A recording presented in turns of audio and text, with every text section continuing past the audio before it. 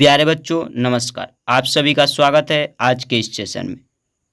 मैं आज के इस सेशन में आप सभी को क्लास 10th के साइंस का मोस्ट वीवीआई ऑब्जेक्टिव क्वेश्चन बतलाऊंगा जो कि आपके बोर्ड एग्जाम से काफ़ी रामबाण साबित होने वाले हैं। प्यारे बच्चों, तो हमारे सेशन को आप शुरू से लेकर अंत तक देखना ना भूले।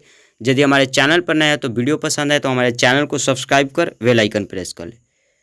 प्यारे बच्चों, वीडियो पसंद है ज़्यादा से ज़्यादा दोस्तों क्लासमेट के पास शेयर करें।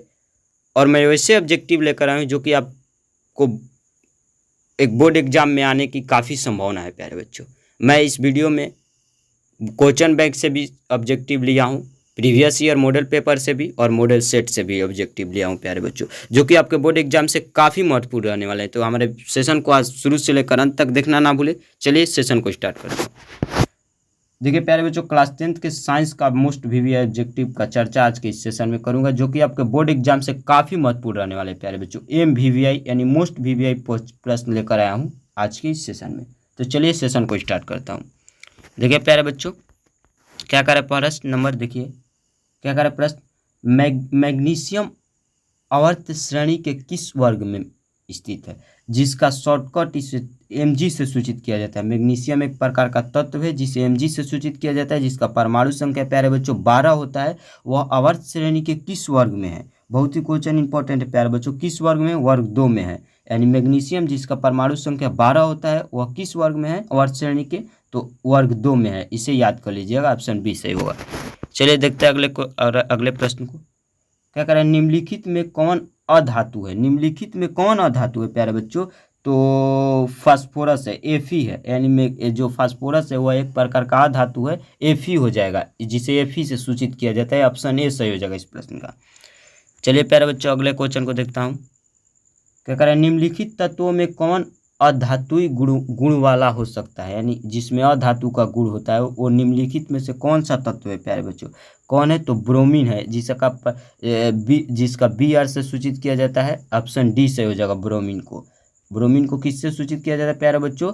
ब्रोमीन एक प्रकार का तत्व है जिसका सूचक Br है, वह अधातुई गुण वाला है। यह एक प्रकार का अधातु है, तो इसीलिए इसे अधातुई गुण वाला कहा जा सकता है। ऑप्शन डी सही हो जाएगा इस प्रश्न का।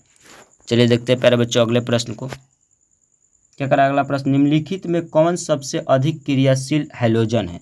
हैलोजन कौन निम्नलिखित में से सबसे अधिक क्रियाशील हैलोजन है प्यारे बच्चों?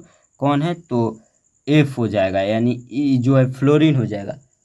फ्लोरीन हो जाएगा जिसका परमाणु संख्या शायद 7 होता है, जिसे फ्लोरीन तत्व कहा जाता है, जिसका सूचक F है। यह एक प्रकार का अधिक क्रियाशील हैलोजन है। मतलब कहने का कि इसका ऑप्शन ए सही हो जाएगा इस प्रश्न का। चलिए देखते हैं अगले प्रश्न को प्यारे बच्चों। क्या करा अगला प्रश्न, निम्नलिखित में कौन सा सकर्मक तत्व है? कौन सा प्यारे बच्चों सकर्मक तत्व है आप बतलाइए। तो आयरन कौन सा है? इसका ऑप्शन सी सही हो जाएगा। आयरन एक प्रकार का सकर्मक तत्व है, याद कर लीजिएगा, ऑप्शन सी सही हो जाएगा इस प्रश्न का। चलिए देखते हैं अगले प्रश्न को प्यारे बच्चों। क्या करें, निम्नलिखित में कौन सा तत्व सबसे अधिक अधातुई गुण वाला है? कौन है प्यारे बच्चों? इसमें कौन सबसे अधिक अधातुई गुण वाला है? तो कौन है प्यारे बच्चों? कैलोरीन है, यानी कैल्शियम है, सॉरी कैल्शियम जिसका सूचक होता है Kl। कैल्शियम जिसका सूचक होता है Kl, शायद परमाणु संख्या 20 होता है क्या? तो कैल्शियम का परमाणु संख्या आप याद कर लीजिएगा, लेकिन जो होता है इसका परमाणु संख्या, जो इसका सूचक होता है Cl होता है कैल्शियम का, जो एक प्रकार का आधातु है और अधिक आधातुई गुण रखता है, इसलिए इसे अधिक आधातुई गुण वाला तत्व कहा जाता है। तो ऑप्शन इसका बी सही हो जाएगा प्यारे बच्चों। इस प्रश्न का ऑप्शन बी सही हो जाएगा। चलिए देखते हैं अगले प्रश्न को प्यारे बच्चों। क्या करा अगला प्रश्न देखते हैं। देखिए अगला प्रश्न क्या करा प्यारे बच्चों, किसी तत्व में 2 इलेक्ट्रॉन शेल हैं और दोनों ही इलेक्ट्रॉनों से पूर्णतः भरे हुए हैं, वह तत्व है। किस तत्व में 2 इलेक्ट्रॉन शेल होते हैं प्यारे बच्चों? किस तत्व में होते हैं बताइए।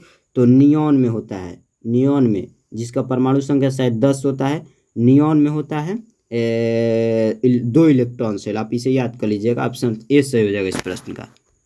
चलिए देखते हैं प्यारे बच्चों अगले प्रश्न को। क्या करा अगला प्रश्न, मेंडलीफ ने बोरॉन और एल्युमिनियम के बीच में नए तत्व के लिए खाली स्थान छोड़ा था जो बाद में खोजा गया था, वह यह तत्व है। कौन सा तत्व बोरॉन और एल्युमिनियम के बीच बाद में खोजा गया था? कौन सा तत्व है प्यारे बच्चों आप बतलाइए। तो Ge, शायद एनियम का तो हो जाएगा, इतना नहीं याद है, मतलब इसका जी आप देख लीजिएगा किस तत्व का सूचक जी है, आप मिला लीजिएगा, थोड़ा हमारे दिमाग में नहीं आ रहा है अभी, तो ऑप्शन सी सही हो जाएगा प्यारे बच्चों। इस प्रश्न का जिस तत्व का सूचक होगा जी, वही तत्व बोरॉन और एल्युमिनियम के बीच में जो जगह छोड़ा गया था उसमें बाद में खोजा गया था नए तत्व के रूप में, यानी जी जिस तत्व का सूचक होगा। ऑप्शन सी सही हो जाएगा इस प्रश्न का। चलिए देखते हैं प्यारे बच्चों अगले प्रश्न को। क्या करा अगला प्रश्न, किसी तत्व ए के क्लोराइड का सूत्र ACl2 है। यह यौगिक उच्च द्रव्यराग वाला ठोस पदार्थ है। ये आवर्त श्रेणी के उस वर्ग के अंतर्गत होगा जिसमें, किस वर्ग के अंतर्गत होगा प्यारे बच्चों, जिसमें के यानी जिसमें के हो, जिसमें शायद फास्फोरस का तो हो, और वही जो है तो के से सूचित किया जाता है, तो मतलब ए ऑप्शन इस प्रश्न का सही हो जाएगा। वही ए आवर्त श्रेणी के उस वर्ग के अंतर्गत होगा जिसमें यह यौगिक उच्च द्रव्यमान वाला ठोस पदार्थ होगा प्यारे बच्चों। इसका ऑप्शन ए सही हो जाएगा। के जिसके प्रश्न उसका सूचक है फास्फोरस शायद होगा, उसका के सूचक होता है तो वही हो जाएगा आपको ए आवर्त श्रेणी के उस वर्ग के तत्व के अंतर्गत आएगा। ऑप्शन प्यारे बच्चों इस प्रश्न का ए सही हो जाएगा। चलिए देखते हैं अगले प्रश्न को। क्या करें प्यारे बच्चों, अगला प्रश्न क्या करें, देखिए निम्नलिखित में कौन अधातु है, जो कि बहुत बार क्वेश्चन पूछा है, जो कि 2013 में पूछ चुका है, 2025 में पूछ भी सकता है, आप इसे जरूर याद कर लीजिएगा। क्या करें प्रश्न, निम्नलिखित में कौन अधातु है, कौन प्यारे बच्चों अधातु है, आप बतलाइए।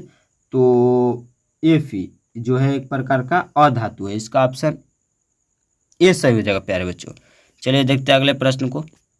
क्या करें प्यारे बच्चों अगले प्रश्न, लोहा को जिंक से लेपित करने की क्रिया को कहते हैं। लोहा को जिंक से लेपित करने की क्रिया को कहते हैं, 2013 में पूछ चुका है, 2025 में आने की गारंटी है प्यारे बच्चों, जरूर याद कीजिएगा।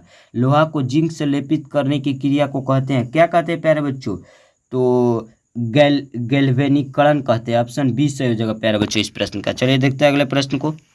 क्या करें अगला प्रश्न प्यारे बच्चों, देखिए जस्ता एवं तन्नु हाइड्रोक्लोरिक अम्ल की अभिक्रिया के फलस्वरूप निम्नलिखित में कौन सा गैस बनता है, जो कि 2012 में पूछा है, 2025 में पूछ भी सकता है, आप इसे जरूर याद कीजिएगा।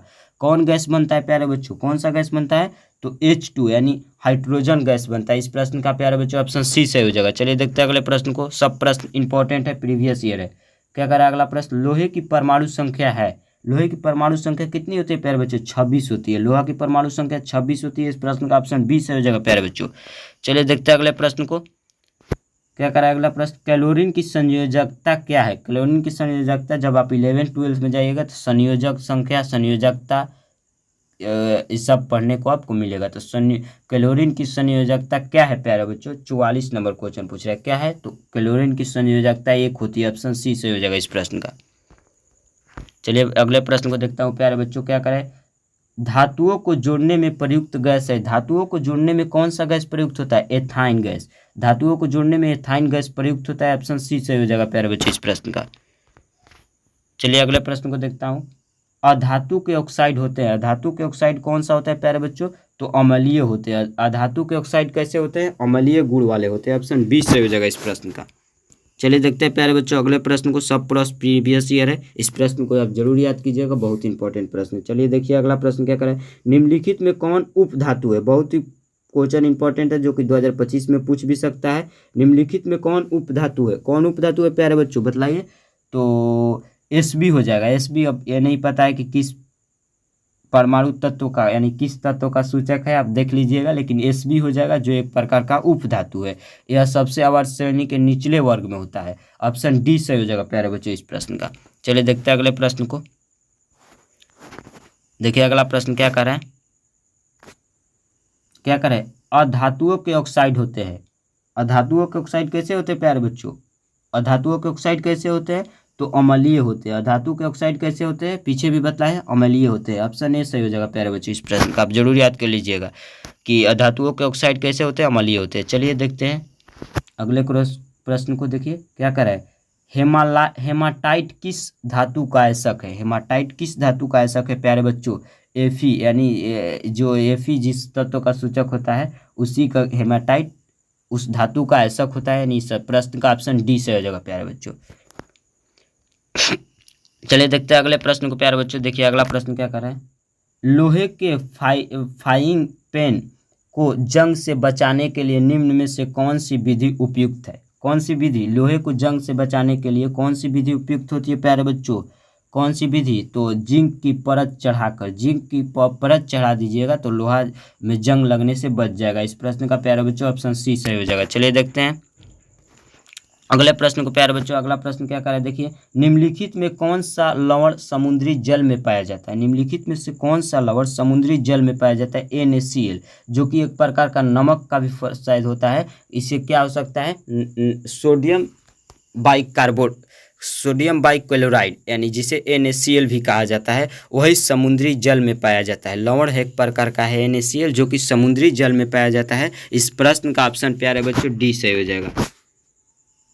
चलिए देखते हैं अगले प्रश्न को प्यारे बच्चों। क्या करें, निम्नलिखित में कौन आयनिक यौगिक है? निम्नलिखित में कौन आयनिक यौगिक है प्यारे बच्चों? कौन है? तो KCl, यानी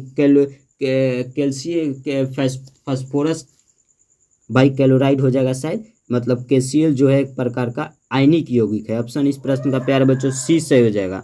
चलिए देखते हैं अगले प्रश्न को प्यारे बच्चों। धातुओं के ऑक्साइड सामान्यतः होते हैं। धातुओं के ऑक्साइड सामान्यतः कैसे होते हैं प्यारे बच्चों? तो भास्मिक होते हैं। ऑप्शन प्यारे बच्चों इस प्रश्न का बी सही हो जाएगा। चलिए देखते हैं अगले प्रश्न को प्यारे बच्चों। क्या करें, अगला प्रश्न, एल्युमिनियम का प्रमुख आयस्क है। एल्युमिनियम का प्रमुख आयस्क बॉक्साइड हो जाएगा। ऑप्शन प्यारे बच्चों इस प्रश्न का सी सही हो जाएगा। एल्युमिनियम का प्रमुख आयस्क बॉक्साइड हो जाएगा।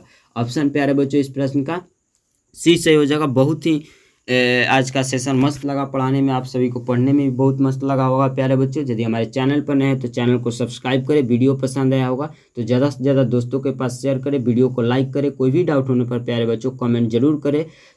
पूरी आशा के साथ हमें कहना पड़ रहा है कि वीडियो आपको जरूर पसंद आया होगा। ज़्यादा पसंद आया तो दोस्तों के पास शेयर करें। और चलिए मिलते हैं इसी तरह के किसी नए सेशन में। तब तक के लिए जय हिंद, जय भारत, धन्यवाद प्यारे बच्चों।